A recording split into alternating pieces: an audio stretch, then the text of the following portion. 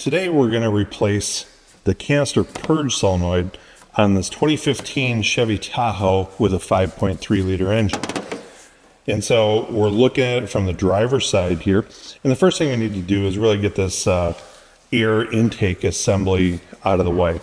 And so we've got a couple breather hoses here on either side, and there's some gray clips. Now all I have to do is push down on those, and that's going to release the clip. I'm not going to try and pry it or remove it, but simply squeezing it down helped release it. I could slide it off here.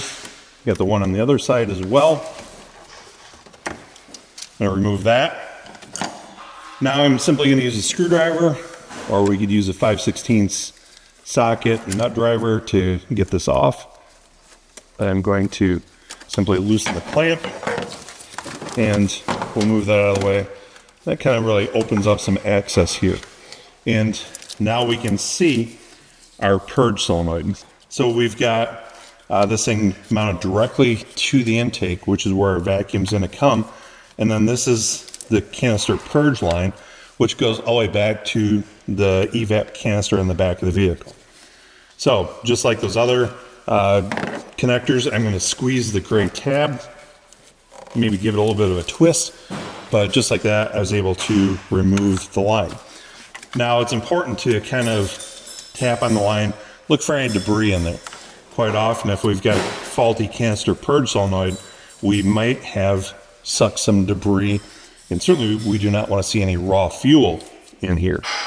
But I've only got one bolt holding this in place, so I'm going to use a ratchet with a 10mm socket, and obviously using an extension here, and I'm going to remove the bolt. So I'll thread that out, get it removed, and now remove the solenoid. You can see there's a rubber grommet right here. I'll zoom in for you so we can see the grommet where the bolt was, as well as a little rubber O-ring where it gets inserted into the intake manifold. We can see we've still got the electrical connector here. I could have unplugged it first, but it was a little easier to do once it's outside the vehicle, and I could kind of get my fingers on it. Just like that, we've removed the purge solenoid. So now I'm going to take my new purge solenoid. Now it's not bad if you have a little bit of clean engine oil or something to kind of help lubricate this O-ring.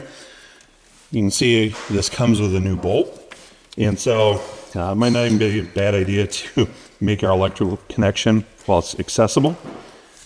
Locked in good and tight. I will slide this into place. Want to make sure it's in there tight. Now I'm going to install my line, tighten down my bolt, reinstall the intake here, make sure I get all of these breather hoses clipped on, otherwise we might set some other trouble codes. Now I'm going to go back in with my scan tool. I'm going to clear any trouble codes that may have been set. I'm going to test the system again. I can bidirectionally control this purge solenoid. Typically it's on a percentage of duty cycle. I'm going to ramp it up, make sure I'm capable of pulling a vacuum, and also of maintaining and even releasing that vacuum. And so once that's all done, we can call this job complete and hand it back to our customer. Hopefully now you understand a little bit more about what it takes to replace the canister purge solenoid on a Chevy Tahoe with a 5.3.